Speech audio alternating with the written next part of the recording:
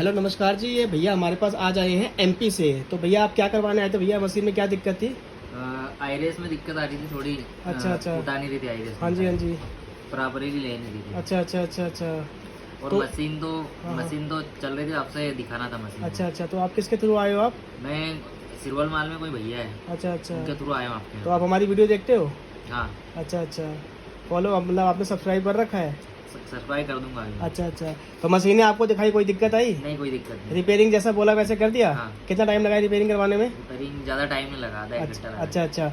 और आप ये भैया हमसे क्रॉस मैच की मशीन भी लेके जा रहे हैं। तो भैया एमपी से आए हैं भैया, और इन्होंने मशीन भी ली हमसे। भैया चैनल आपने सब्सक्राइब कर दिया। बाकी आपको वारंटी दी मशीनों की रिपेयरिंग की आपको? हाँ, दी ना वारंटी। चलो ठीक है भैया।